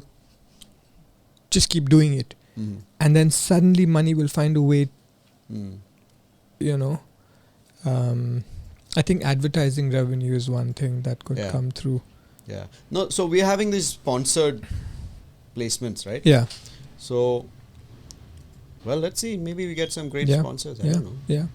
Yeah. Yeah. So, yeah, let's see. Okay. Wow. Okay. I want to ask you, in the field you are, or in general, Hmm. right? Could you give us some tips on generating business? So Maybe start a YouTube channel. I don't know. I'm just saying. I'll leave it to yeah, you. I guess it depends. It depends on. So it depends on the business. I mean, whether you're a restaurant or whether. But let's look at smaller businesses. Okay. Photography, things like that. Digital, online, Instagram. Now, here's the thing which I'm still learning. Are paid ads necessary? Do you have to pump money in? I think like I was doing this for Akron, and I thought it was a See, Facebook is a horrible medium for paid ads. Really? Because it's just lies, you know. I didn't know that. Yeah. I thought Facebook was great because it has like the audience like 40 and above. No, the likes that you get, have you gone through each like? So No. you go through. So what I did was, in marketing, we have to find out, right? We're casting a Right. net. We're paying, say, 10 rupees per like. Yep. You have 1,000 likes. Who are those likes? Some Praveen Sharma. You click this profile is one flower. Some Chameli something. You know, it's not real. So Okay. who are these people? So these are bots. I'll tell you one thing I noticed recently. This is on Instagram, okay? Hmm. On Instagram, I post a story. I go to see who likes it. At the bottom, Some without adult fail, stuff. some adult Yeah, stuff. yeah. Same with Like me. some sex, Yeah. something. Yeah. What the shit is this? I don't know. I think these are also promotional stuff. Yeah. Crazy, man. Yeah. But And without fail, you know, there's always somebody at the end. yeah. So But- is this done by Instagram? No. No? No. These are not done by Instagram. But I think Instagram. See, if you are paying for your Instagram ads, right? You can obviously by location, by age, by gender, you can target. Right. I think that's good. Okay. Blitzkrieg opening your marketing to everybody is not. Yes. But and I'm sure like people like Dan Bilzerian and all these guys who have millions of followers, they must be having a lot of these bots coming along so you will click on that bot and then Right. maybe you'll follow, so that bot will get more, or that person will get more likes. And You know, then there's this guy who's like blowing up on the internet. Forgot his name. Andrew Tate. Andrew Tate. Yeah. He looks like you, but you look better. But some of the views he has, I agree with. You know, Yeah. I like some of the things he Yeah. says. But some of the things he says is absolutely trash. And so how did he become wealthy? Basically, it's two of the most wicked industries in the world. Pornography and casinos. That's how he made his money. And he's out there showing off and talking about his views. I don't know how he's blowing up. I believe one strategy is to have just hire tons of people from all over the world to cut your videos and post them as stories. You know, it's like, for example, this podcast. If we hired like 20, say maybe even 20, 30 people in India, who we give them the edited video and we tell them, hey, make shorts out of this. Yeah. I think that's how you blow up. So he's blowing up right now. But Andrew Tate, I disagree with some of your shit. It's full of shit. Yeah. Yeah, I think these shorts, right? People's attention spans are diminishing. So initially you'd have really long marketing campaigns. Right. Now then it was Facebook. Now it's Instagram, where you got few seconds to engage someone. YouTube, these shorts, right? These shorts are really interesting on YouTube, which are pretty cool. And then if they like it, then they can click on to the. So for a product like mine, you have to listen to the content. But even Joe Rogan, I love him, man. He has shorts. Right. Yeah. Right? Even with Elon Musk. Yep. Right. You want to listen a little bit, and he takes the best bits out, and then boom, people. So what you're saying is right. So right now, my strategy is, this is the meat, right? This entire long thing. Yeah. My mother-in-law gave me a whole lecture of how it should not be so long. But I said it is meant to be long. Yeah. And I'm going to create short reels out of this. Now you will see once we're done with this. Yeah. You'll see we're going to create short reels out of this. Because to be honest, I haven't watched a single one of Joe Rogan's podcast. But have I listened to audio podcasts? Yeah. A lot of long audio podcasts I've listened to. 1.5 hour long. Yeah. Have you heard of this, the Bigger Pockets Real Estate podcast? No. Bro, you need to listen to it. It's gold. And I hope to one day get into real estate. I'll come to you for that. Yeah. But check it out. Bigger Pockets Real Estate podcast. All of them are above one hour long. And I listen to them. No problems at all. But a video I may not watch for so long. A video I may not watch. I mean, I can't sit down and watch a video for so long. So but can I'm I take so off happy. my jacket? It's a little warm. Please go ahead. So Punita is uploading them on now Spotify and it's going to be now on Apple Podcasts and Google Podcasts. So the purpose of these podcasts are to be audio. This is just an embellishment. Yeah. But however, this has been the most expensive part. I mean, video is expensive, but that's the plan. Can you give me some advice on how to grow this podcast? I like the idea of reels, Okay. right? Because I think people will listen to the content only after they've been engaged visually. Right. And how do you engage visually? Not by giving them a whole sermon. Right. You engage them by giving them the best short, bits, the yeah. short bits. Yeah. And that's how Instagram is like, oh my God, he said this. How can he say this? That's nonsense. Yeah, let me see more. Mhm. And then they click. But we need to get it out there. Yep. So say you send it to me, I'll send it to like 1,000 of my friends. Please do. Yeah, I will. And then I should have a personal Insta as well, which is controversial. Oh yeah? Yeah, it's Why is super it controversial? Because I say exactly what I'm saying now. Very good. Um, Can I tell you something? yeah. I plan on being the controversial guy.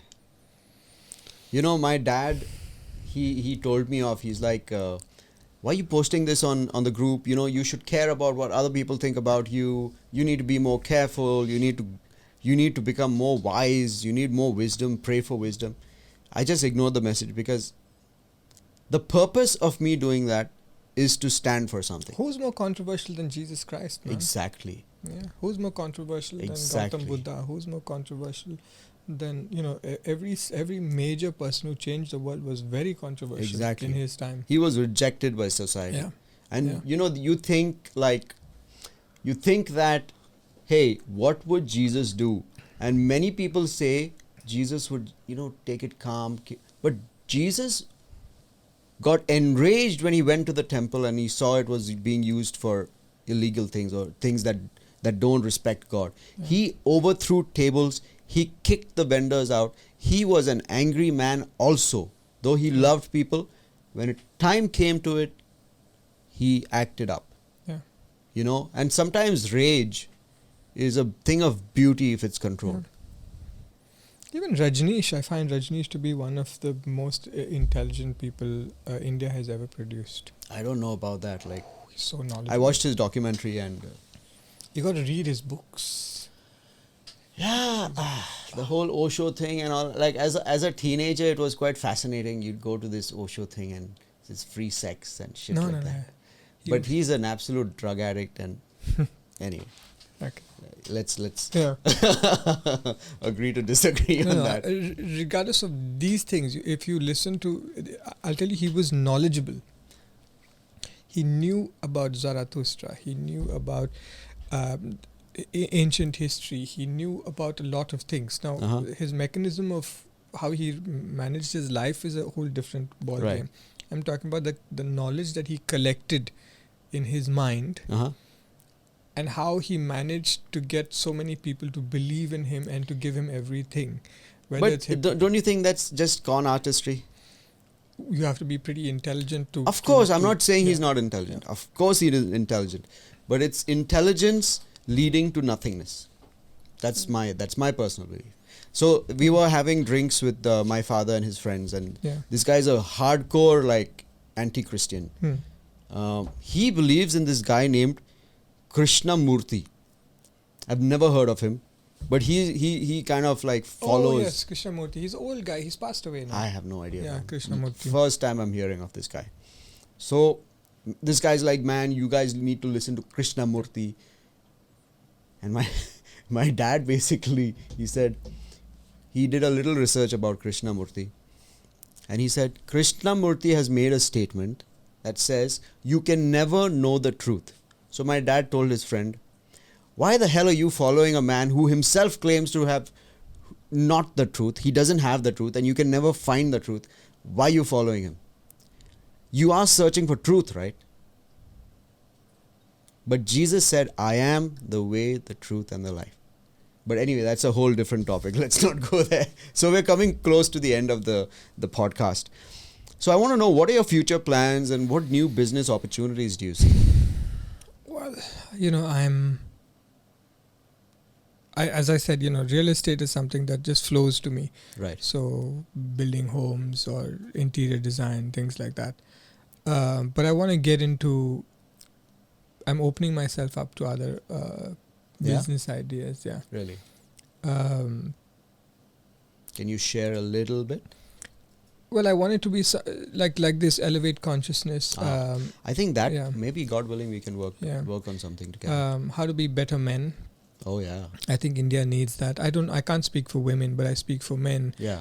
But I believe that there's a lot of scope for us as Indian men to match up to what's happening in the rest of the world. In terms of? First of all, physical prowess. Okay, yes. That I agree. Improve our strength. Absolutely. Endurance. We are 1 billion people still. Olympics, we are like far behind. Yep. Then the way we carry ourselves, conduct ourselves, the way we speak, the way we treat women. Mhm. I think ratios have a lot to do with that. Yes. But a lot of my women friends, and I have lots of, they complain. They say, Rishad, we are not respected. We're not treated in a certain way. Like you see the beaches, like the foreigners or they come to Baga Beach, they're harassed. Yes. They're troubled. And that the Goa tourism department seems because the guys at the top are just like the guys at the bottom. Yep. It's just that they have more money. Yep. So they would do the same thing. So if you tell them, hey, they laugh and they'll not be... Right. Yeah. Yeah. No, I totally agree with you on this. The problem is India is primarily a patriarchal society. And that respect for women isn't where it should be. Biblically, what the Bible says is men and women are made equal. They're in different bodies, different genders. Both have their own roles to play, but they are equal. And I think people need to realize that and act on that. So I like what you're saying. Yeah, absolutely. So that's something so again, I don't know how I'm going to do it, but I'd like to do it. I think video is the way. Yeah, but For me, everything is video. Yeah, no, I'm serious. I think video is the way, because how does, say, someone like Abhishek, right? He's young, he's impressionable. He's got two options. One is he tries to find inspiration from his circle. Right. Who is his circle? He won't find real content in his circle. He's got to watch YouTube. He's got to listen to other people. Oh, okay, today he meets me. I've met someone else. I've been coached. So my intelligence now has permeated through this. Exactly. It's not mine, actually. I don't own it. It's just some knowledge that I've gained that I'm imparting. Right. So all these things. So digital. I think the digital age. One of the things that I am very concerned about is the fact that every day we are bombarded by a load of crap that is shoved down our throats. Instagram, right? Women, sex, drugs, alcohol, Facebook, hoardings. We are attacked by so much media which is just meant to enslave us. I believe as conscious people, we need to attack the same way they are attacking us. With content which is uplifting, aspirational, educational, inspirational. I think it's our responsibility to do that. And I hope that this podcast can do a tiny bit of that, because there's such amazing... Jordan Peterson is one of my favorites. He's amazing. Jordan Peterson is fantastic. Yep. He's very intelligent and he speaks incredibly well. He's amazing. Yeah. So, one thing he said is that to do something in this world, you got to be a dangerous man. But have it under control. Yeah. You have to be dangerous. You can't be like, oh, I'm nice, I'm this, I'm that. You got to be a dangerous person under control. You need to be that man who says, I can destroy you if I want to. I really like that. I don't know his exact words, but have you watched that reel of his? Yeah, I watched it. He says something to that what does effect. he say? So he basically says that you need to be extremely dangerous, but not to the level that you'll hurt people, but to the point that nobody will mess with you. Uh-huh. You That's can the take way. care of yourself. You can take care of your family. You will have the strength to make the right decisions. And if somebody steps in your way and tries to harm you or the people that you care about, they are in trouble. They will be hurt. So it's like, say, someone like Mike Tyson again. You will not mess with him. Oh, yeah. He's very nice. He's very soft-spoken. But you saw the guys who were throwing the bottle. Exactly, on the plane. Right? The guy was throwing bottle of water on him from behind. And he took it for a while, but then he went back and he smashed that guy. Mike Tyson. I think smash is a very English word, right? Yeah, Smash smashed him. him. Yeah. How do they say No, he just smashed him. it? No, they use a certain accent. No, I don't want to do my Nah, British come on, accent. do it. No. Smash it. Yeah. I don't know what they say, but I love British gangster films. My favorite genre of films, like rock and roller, Yeah. right? What's that? This guy, man, what's his name? The ex-husband of Gwyneth Paltrow. Isn't he the Guy Ritchie? Guy Ritchie. Guy Yeah, Ritchie. Guy Ritchie. I love his Yeah. films. Yeah. Even Ed Hardy did, that movie, the two brothers, Ronnie and Cray. No. Phenomenal. Oh yeah, Yeah, the two yeah. gangster brothers. Yeah, those. So I are actually good. listened to a podcast about Yeah. their story. Tom You Hardy. Yes, Yeah. Tom Hardy. Sorry. Yeah. You should check out that podcast. It's brilliant. I tell Punita, when you're riding on your bike going home, put one headphone in, listen to some crazy podcasts. Don't Yeah. waste your time. There's such amazing stories out there. Podcasts, you can get brilliant stuff. Brilliant. I mean, like a lot of the stuff that really excites me and fascinates me, and we can, probably this is the last thing that I'd leave you with, is ancient history. Uh-huh. And that's something that is phenomenal, that nobody tells you, because you only learn immediate history, right? So if I tell you, I'll take you to the pyramids, right? Let's say Right. this is the Great Pyramid of Giza. Yeah. I'm a developer, so I know one stone Yeah. that makes this building, right, is something called a AOC, block, AOC. aerated oxygenated cement block. Right? All right. AOC block. It's a live block. Its weighs about 2 kilograms. Okay, you're talking about in modern terms. Yeah, what you're this is talking 2 about. kilograms for the stone that builds this. Oh, okay. The pyramid is, one stone is 2,100 kilograms on an average. Okay. Each stone. 6.5 million stones. 6.5 million stones. Okay. It's exact. The four sides of the pyramid is exact. Mathematically perfect. Mathematically perfect. It is, the circumference is pi. It works out to the calculation of pi. It is in the central geographical mass of the entire Earth. As high, it is as low. What do you mean? It goes underneath? It goes underneath. It goes beyond. Really? It goes below the bedrock. You have something called the ascending chamber, which is a corridor, but it is at an angle of some 40 degrees, 42 degrees, which is lined with tiles. Right now, these are not normal tiles. These are granite slabs that weigh 500 kilos, brought all the way from Aswan, which is 600 kilometers away. Right. Each stone is about 12 feet. But it's not just a corridor that's like, this would be a normal corridor. This corridor is like this. So it's like a tilts? pyramid. It's a pyramid within a pyramid. Okay. Right? What's fascinating about this is that below the pyramid, it's built on a bedrock, right? So you know what bedrock is. There's I can make a Yeah. bedrock. I'm just kidding. So you have a shaft which is 3 by 2 feet, right? So just sort of like this, and like this. And there's a room. It opens into a huge room, and in the room there are sarcophagus boxes, Right. right? The tombs, yeah. It's actually It's not not a the tomb? tomb. No? It's just a granite box Okay. that weighs 4,000 kilograms. But the granite box is bigger than the entrance to the shaft, Whoa. and made from a different material. So how do they get those now granite this is like boxes in? some Joe Rogan level shit. No, this is stuff that's beyond, right? So how do you get your door is let's say this was your only access in. How do you get a car to fit in this room? That's 20 meters underground, and it's not. And that sarcophagus, what? The sarcophagus. Sarcophagus is one piece of stone. It's made of one piece of stone. So it's and not attached machine together. cut. No, one piece of stone, and there's 8 there, right? Wow. And they say that it's built 4,000 years ago, and that's not possible. It was built 10,000 What? years before. Really? Yeah, and the theory is, which I believe Okay. 100%, is that these structures were never built by ancient Egyptians. The ancient Egyptians just merely colonized these structures. There's no evidence of any pharaoh, even Khufu, saying that I built this.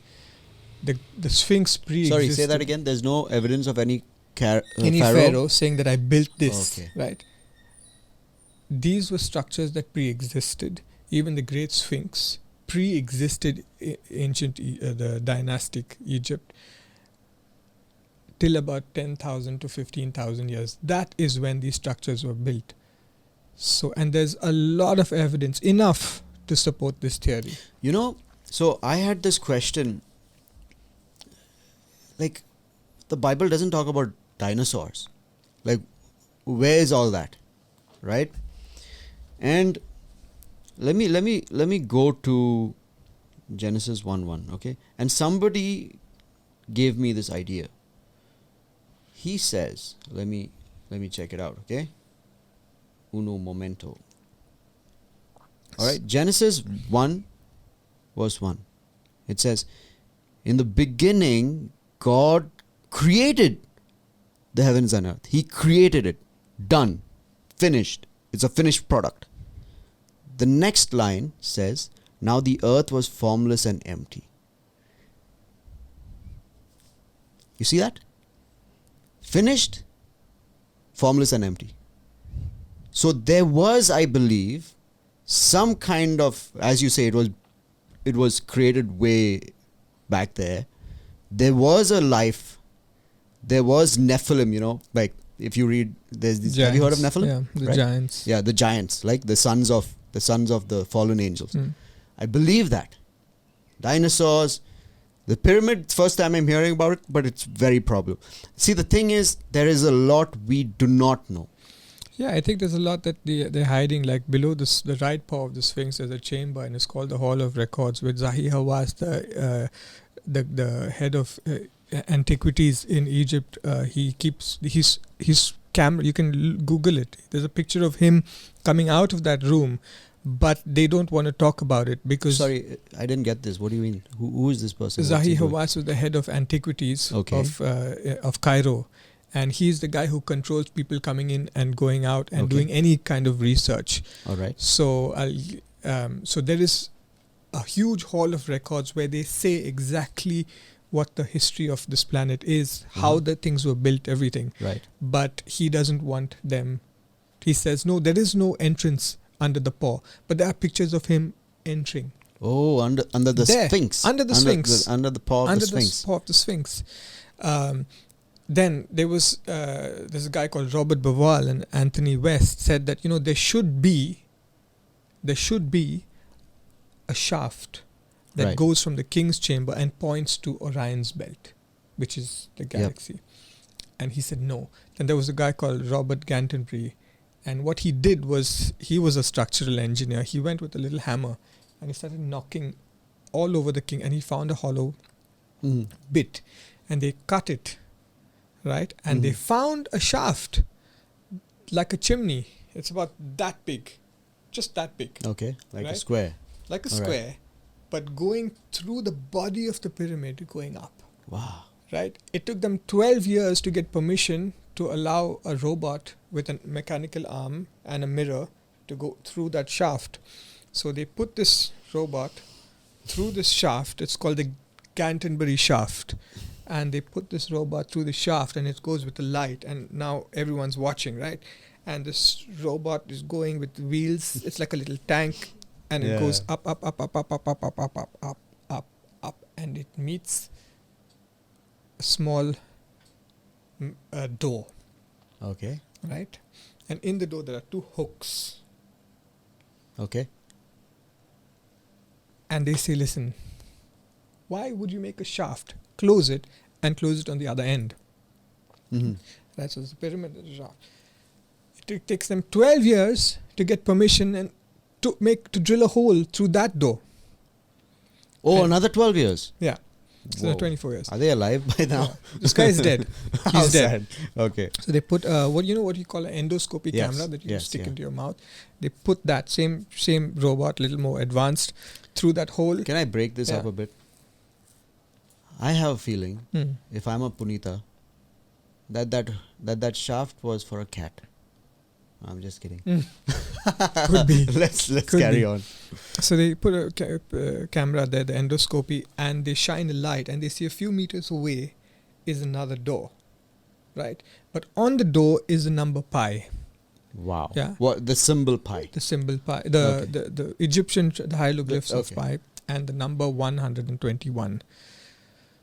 And now this was 6-7 years ago, and they haven't given permission to drill through that and see. But if you ask me what, and by the way, people have the misconception that the pyramid is a tomb. It's not. There were no bodies ever found in the pyramids. Everything was found in the Valley of the Kings. Really? Yeah, people think, oh, the big king. Wow. I yeah. mean, there's so much we don't know. Yeah. Yeah.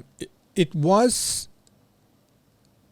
and it is the most annoying mystery on the planet ever, because today we don't have the technology to build it. It goes so deep down. Oh yeah. Yeah, I mean, it's Um, just fascinating. it's a mean, huge There's no explanation yeah. for it. energy.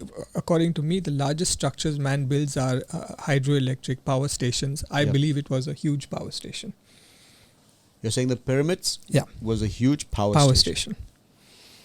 Massive That's power really station. interesting. It is Yeah. fascinating. Because it connects to the Nile. Oh, it does? Yeah. So through the so what do you call it? So I told you Groundwater. there are rooms, right? Yeah. So you have this one room where you have all these 4 things. Then at the end, they found another shaft. You Google this, you don't have to believe me. Found another shaft that goes deep down. Another room.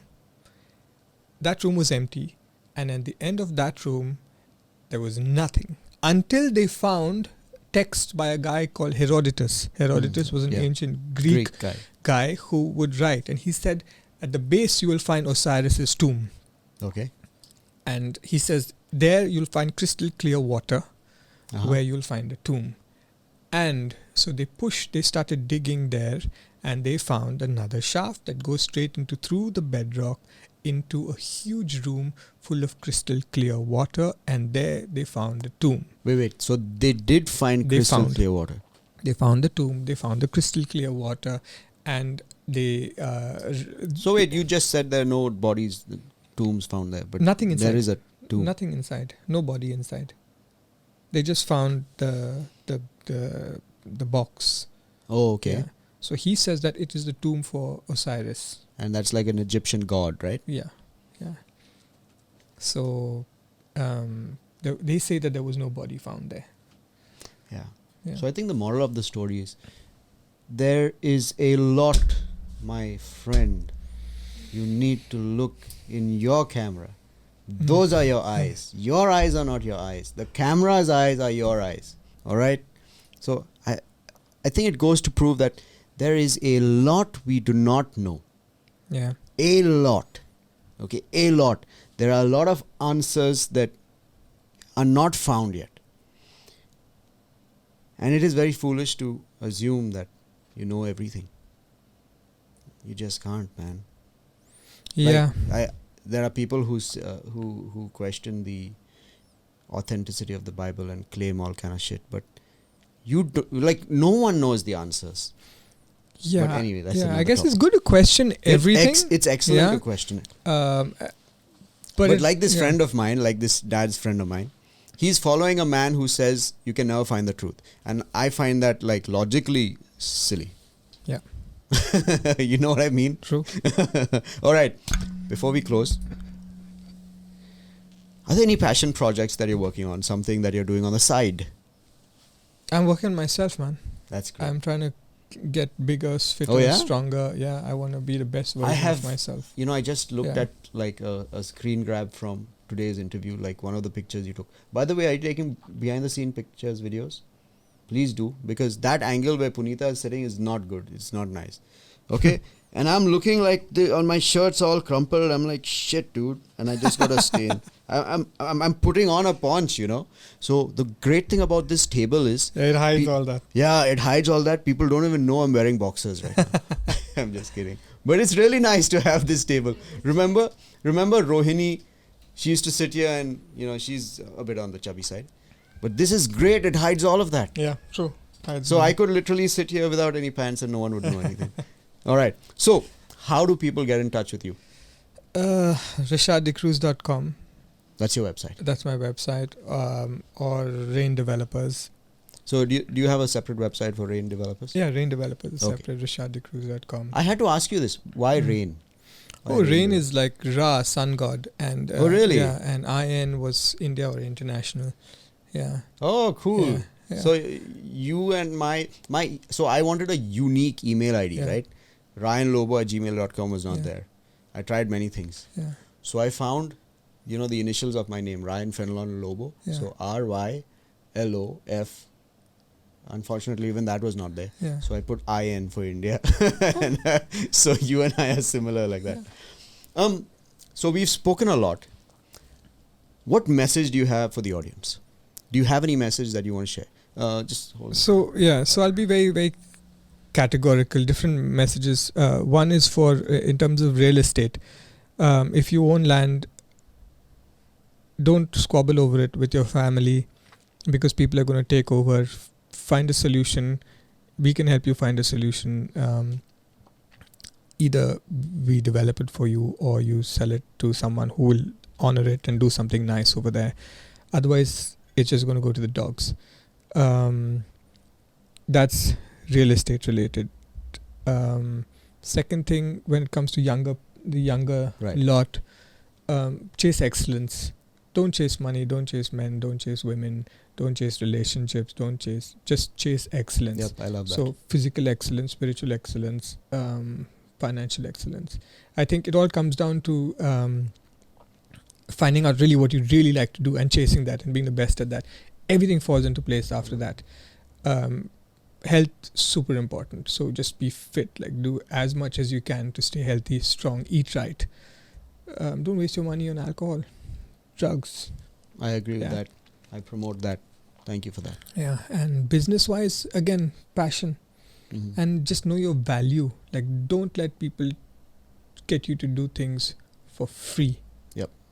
You're disrespecting everybody that puts effort into you. Exactly. Your family, your education, everything. Yep. And the richer they are, the more discounts they'll want. Oh yeah, that's the Yeah. funny thing. That's the irony. Yeah. So feel free to walk away from a relationship, a job, a family member, a business colleague, employee, a boss, whatever. Feel free to walk away from that if you feel Yeah. disrespected. And that's what I'm doing recently, Yeah. I'm kind of pivoting myself into a different business model, and I'm very, very ruthless in my pricing. There was someone who was trying to, I told him this is what I will charge, Yeah. and he said to me, this is what I want you to charge me. No. And I said, send me your email. And I sent him an email, and I said, this is how we operate, and these are my terms and my conditions, and this Yeah. is how you will operate with me. And I think you got to be like that. Yeah, for sure. For sure. Awesome. So, guys, we had such an amazing interview. Thank Punita stopped working also. She's like, oh, let's listen to Rishad. you. Super. Yeah, so thank you so much, Thanks, Rishad. man. Thanks for It having was me. such a pleasure Thank having you. Thank you. And I'm really Look forward excited to seeing to this, yeah. release this podcast. Yeah. These guys are amazing, Abhishek and Yeah. Punita. Yeah, Thank you so much. fantastic. Yeah, guys. So- really appreciate it. That's it. That's it for Yeah. today. Thank you. This Super. is episode number 1. Well, that was our first episode with an actual guest speaker. What did you think about it? We would love to know about your feedback in the comment section below. Subscribe to this channel and follow us on all platforms where podcasts are found. We are currently listed on Spotify, if not already on Apple Podcasts. Thanks for tuning in. See you next time.